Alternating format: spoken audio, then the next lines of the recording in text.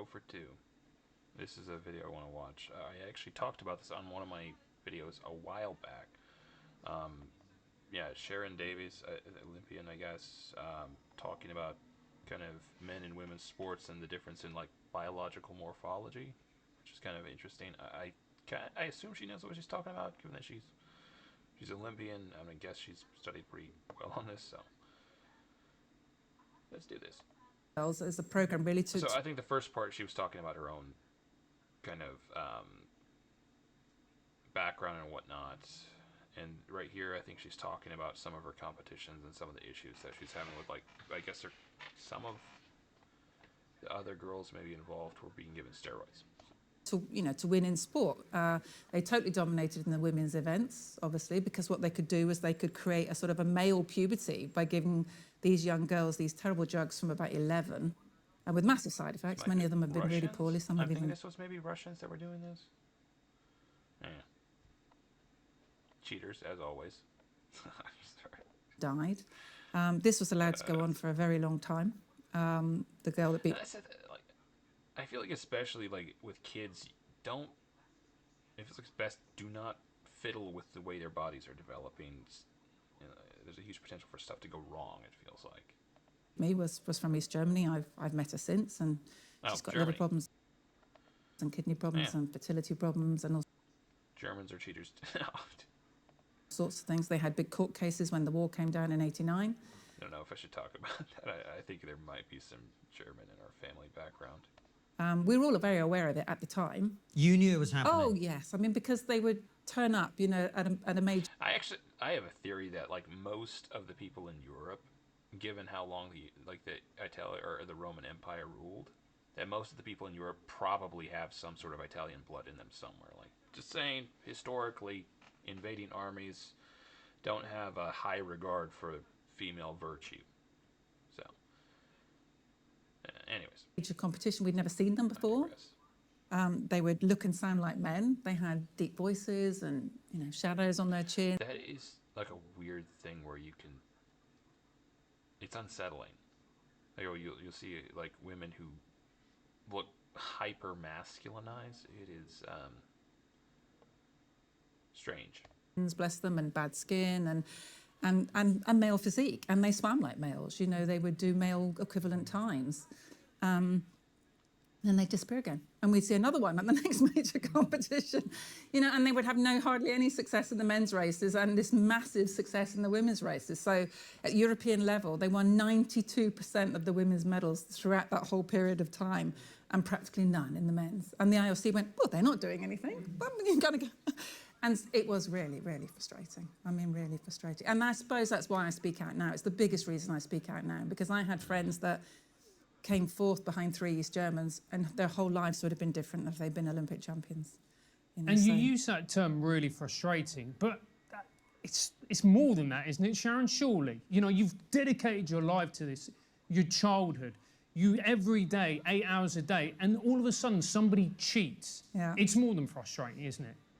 It's the injustice of it, I suppose. It was the injustice of it for all of us, because even it feels like there's this general idea, we're just gonna have this visceral, we're both supposed to be abiding by the rules, and one person's breaking the rules. At the time, we knew that they weren't doing it. Kind of, I'm reluctant. Well, it feels like the entire validity of the game is predicated on the fact that both people are abiding by the same set of rules. Yeah. Okay. Anyways. To say not knowing, because I think they must have known something was going on. Their bodies were changing, their voices were changing. They're going to ask questions. They're not stupid. However, there was very little they could do about it. So they weren't in a position where they could control it. Because what we showed, I did a documentary a few years ago, and we went to the Stasi files, and we could see that they were making about a 9% improvement. So you could take a very average swimmer, a female swimmer, if you make 9% improvement, you make them world record holders. So they had this total, they had an infinite number of young girls they could just move into the system, fill them. She said infinite. Is that an English thing? That sounds strange. Infinite. Also, I don't know how to say her last name. Davis or Davies. British are weird. Full of these terrible drugs and have them as world champions. So they didn't need to look after their best swimmers. because they had a train of just young girls, you know, that they were removing from their families and putting them into training programs. So it was gonna rag on the English a little bit more, but I will restrain myself. horrendous what was done. And, you know, there was always two victims. There was the victims that were cheated, like myself and my friends, and there were these young girls that were incredibly badly let down, you know, by the IOC. And why didn't the IOC get involved then? Why did they not? Because if it was as clear as day, and it was. really does sound like it, Yeah. why did they not do something? And they've still done nothing now. Wow. So we've had all the evidence, we've got all the paperwork. We had Germans, they had court cases where I think 25 million It euros. might be a little just a situation where they're thinking, like, just leave it alone, let sleeping dogs lie or something. Like, I guess I don't know.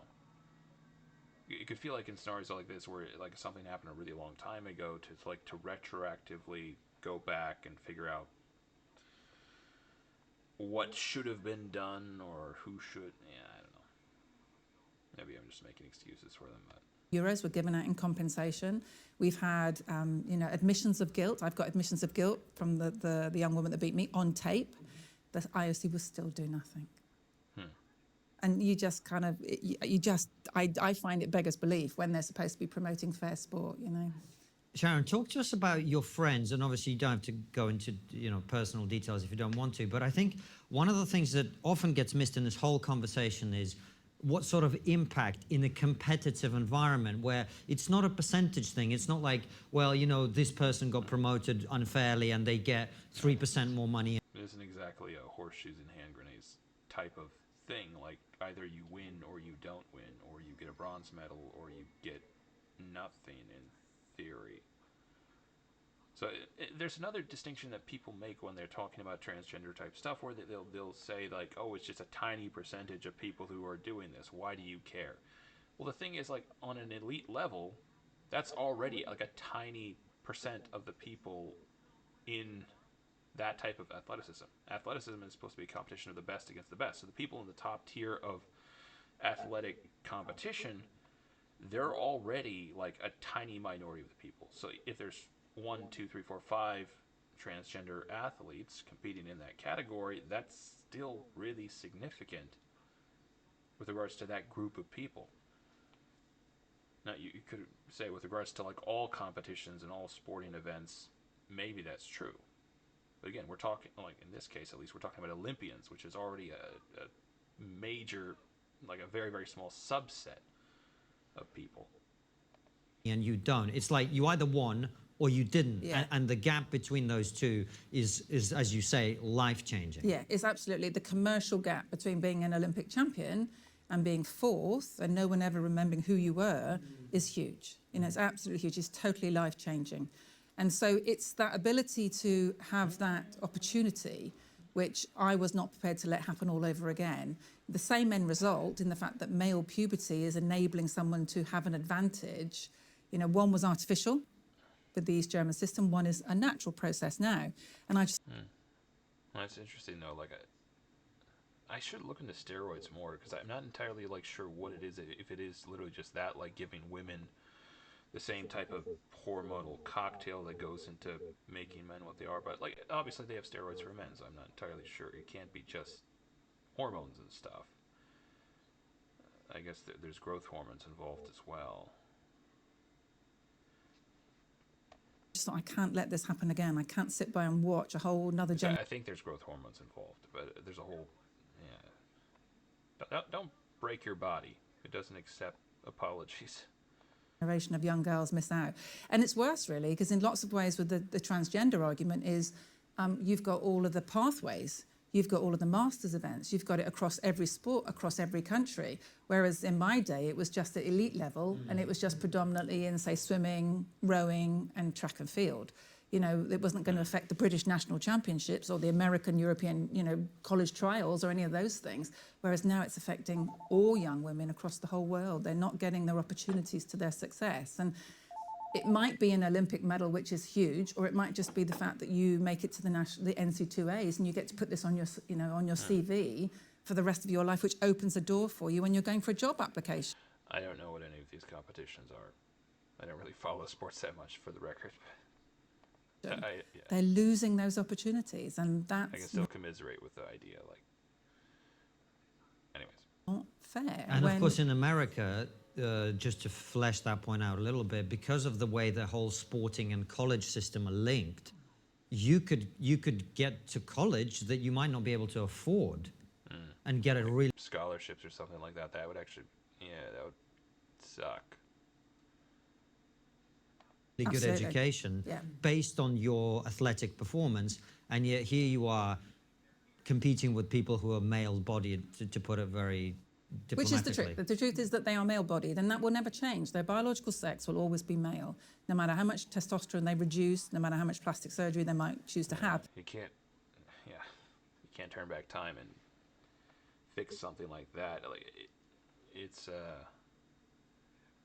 I think the impact, like that type of orientation, like the orientation towards, you know, male maturity versus women maturity, is, I think it's incalculable almost. It just, it does its thing with your body. And anyways, And again, that doesn't happen in sport. caterwauling. They don't have plastic surgery. They don't have genital. Take you back. Not enough caterwauling. That's kind of the whole point of these things. Otherwise, it's just, might as well just watch the video yourself. Removed, you know, and in a lot of cases they try to reduce testosterone for incredibly short periods of time, like Leah Thomas, you know, with the NC2As. Leah was asked to That is terribly asymmetrical. reduce her testosterone levels to 10 Like, asymmetrical might be the wrong term. It is. Yeah. nanomorphs of testosterone per litre. Well, that's 10 times what I have, and that was only for 1 year. I mean, so the difference is just ridiculous. That's the thing too. Like, in theory, like if you're just reducing it for a short period of time, in theory, you could do all your training without that, maybe, and then reduce it for a period of time before the whatever. But I'm gonna guess with regards to steroids or anything like that, it would actually, they would say no, you can't use this at any point during your training period. I guess I don't know. I'm not sure exactly. Maybe I'm wrong about that, actually. Scratch that. Ridiculous. That person goes from being 460th in America, not in the world. In the world, they would be not in the top 2,000. In America, 200 to being number one and beating 3 American silver medalists in the space of a year. So, I mean, a very mediocre male athlete becomes a very elite female athlete, and all those elite female athletes have spent Oh yeah, it's a brave new world. 10 years of their life making huge sacrifices are just expected to step aside. And Sharon, when was the first moment you thought, we've got a problem here? It's been in the background for a while. Up until 2015, the IOC allowed males to identify females if they had got a certificate and had had genital surgery.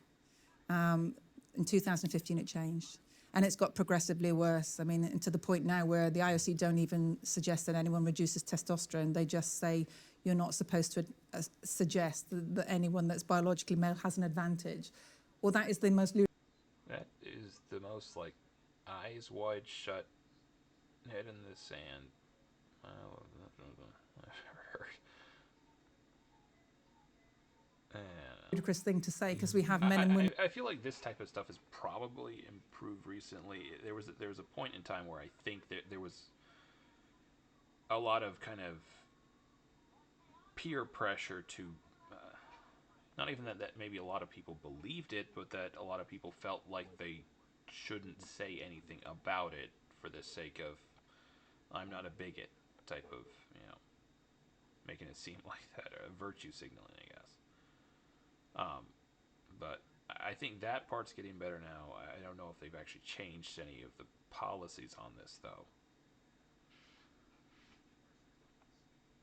Women's races. So if there's no advantage, why are we having men and women's races? Why don't we just have 100 meters on the track? You know, we know why, because we have 2 sexes, and so therefore to offer opportunity across society, we have all these different types of categories, and that's not even within that. Like, we have different weight classes within, like, a lot of sport, well, at least some fighting sports. I think there are different height classes, I'm gonna guess.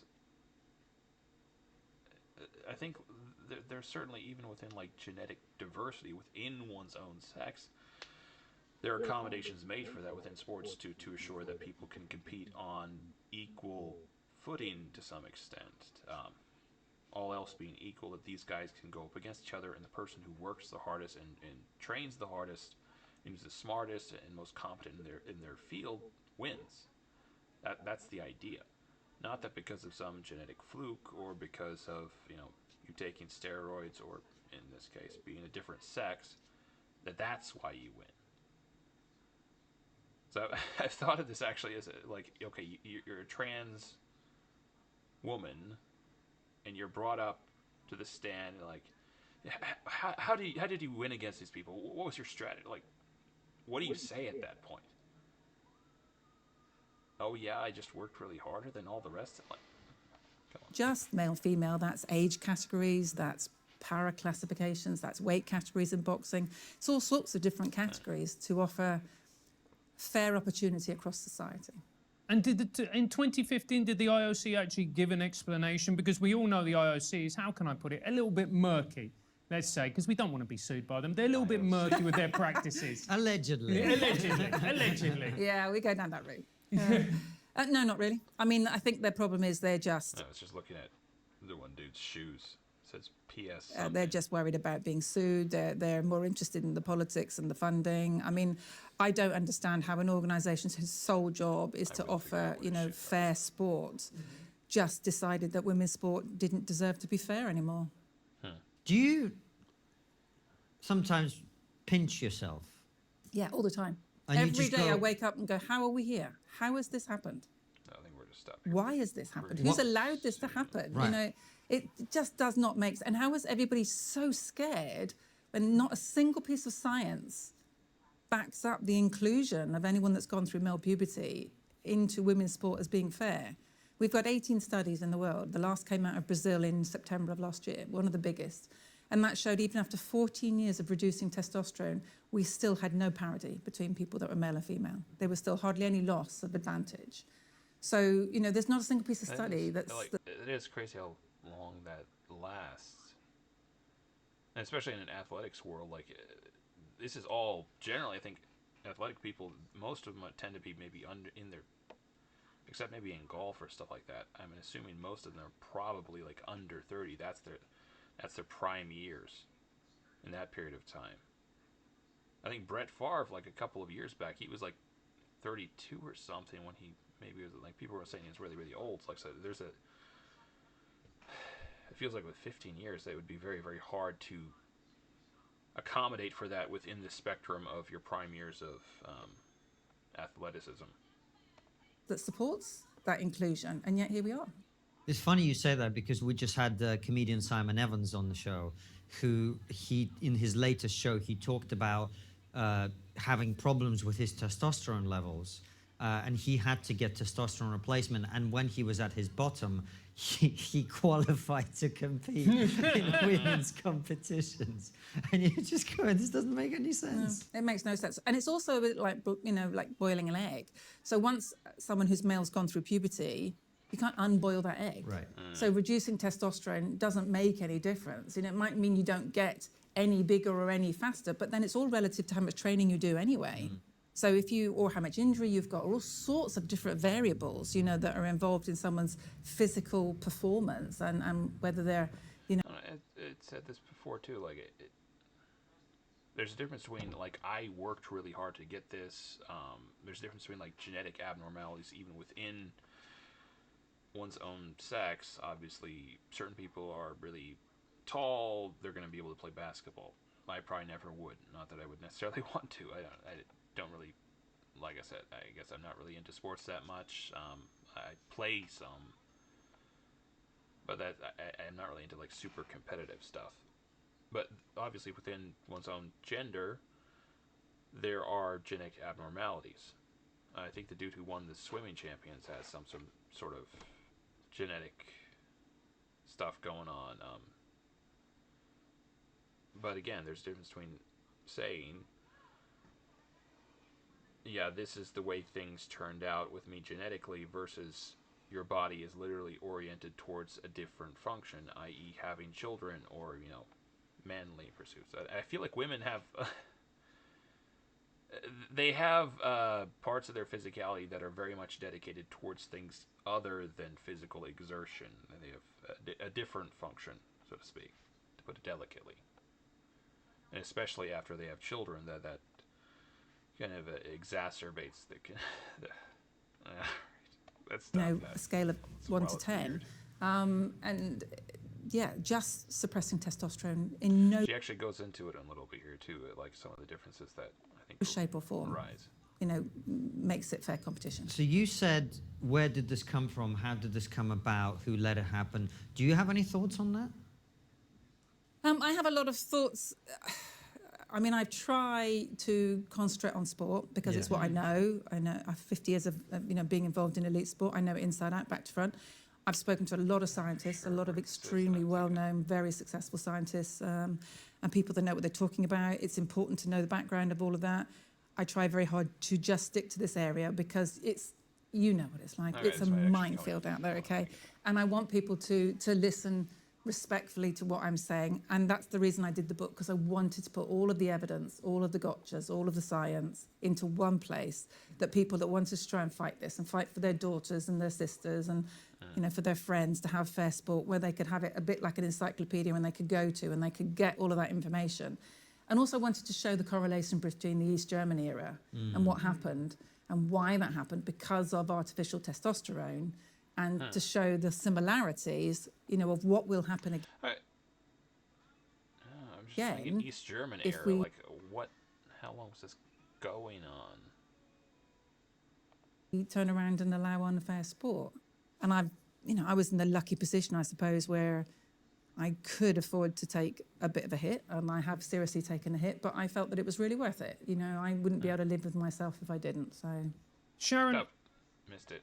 and you've mentioned about the science, and we've touched on it a little bit. So let's do a deep dive into it. What is the difference between Here we someone go. like a Leah Thomas and someone like a Riley Gaines? Yeah, good knowledge. I like Yeah. it. So Riley and Leah tied for 5th place, and that's where Riley's got all this bravery from, because Kind of the angry part of me is just like, oh, dude, come on. A girl tied with a dude, give it to the girl. she was asked to literally. Like, this part of me is like, one of the reasons you don't compete with women in competitions of strength is like, okay, if you're a dude and you beat a girl, people are like, oh, wow, you beat a girl. Congratulations. If you get beat by the girl, people are like, you got beat by a girl. Like, sorry. not Anyways. accept her trophy, and was told that the trophy could go to. Point being, don't compete with girls at stuff. There's no way for you to win, okay? As a guy. To Leah, and Riley would have to wait for hers, you know, and I think and I'm so proud of her for doing that, because it's really hard as a competing athlete to come at the beginning of your career when you can be blacklisted so bad to go forward in your career. I mean, the university was horrendous. It blackmailed all its athletes who were being asked to change next to a 6'4" biologically male with full male genitalia, and were told that they would be sent to a psychiatrist if they complained. That's what What? the University of Sent to a Pennsylvania said. psychiatrist. Wow. Yeah. And That's like, that's the stuff. Yeah, P.S. I'll have to look it up afterwards. Sorry, I keep getting They used to do in the distracted. Soviet Union. Is like, Yeah. if you don't agree with us, you go to the psych hospital. yeah. That's insane. Yeah, it's insane. It's seriously insane. It's so depressing that was what came out of America. That, you know, it really is. And so Riley's been very brave to come forward and to speak. The difference at Olympic level in sport is between about 10 and 30%. So something like middle distance running is 10%. Weightlifting is up there at 30%. So the more explosive an event is, the more the difference between male and female biology. Something like So I think there's something different with maybe with the way men's muscles work to some extent. I would guess there'd maybe be differences in there. a high jump, long jump, quite explosive, about 22%. A male of equal weight will hit 160% harder than a female. And that's onto a female bone structure, which is less dense. Yeah, like I think especially in fighting, it makes a huge difference. Like, stating up, Women that's have what a she's bigger saying. Q angle because of the size It was my idea first. of our hips. So that means that we end up with 6 times more Yeah. knee injuries in things like football. because we obviously have this angle, but it means that a male will have more ability to put power through their legs on things like sprinting, on striding, on a bike in particular. It's a big advantage. So these are all things that reducing testosterone makes no difference to whatsoever. So it's massive. You know, when you think that the 9% that these Like I was German saying, like, it's kind of incalculable effect, like the way your body orients itself towards different functions with regards to the sexes. women meant that they were unbelievably dominant to the point of 92% of all the European medals, and 10% is the lowest that we've got, you know, presently between male and female performance. Yeah, I mean, it's catastrophic. It means that half a length of the pool, and Olympic medals are won by hundredths of a second.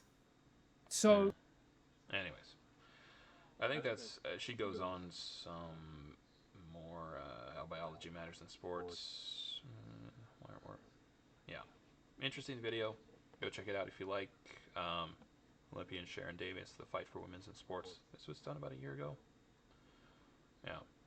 Francis Foster, Konstantin Kisin. Alright.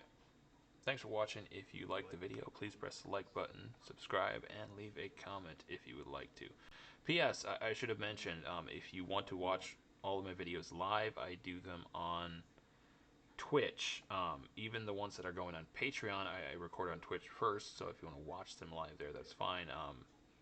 But then they expire, I think, in 6 days or something, and with regards to the ones on Patreon, I'm probably going to unlist them. But yeah, if you want to check that out. I tried to do,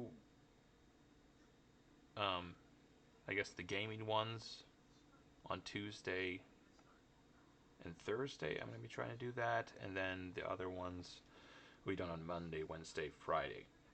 But the ones on Monday, Wednesday, and Friday are going to be on my main channel. But I guess you get to see the ones that I flub up on. So, you know, have fun watching that. Anyways, thanks for watching. If you like the video, please press the like button, subscribe, and leave a comment if you would like to. Bye.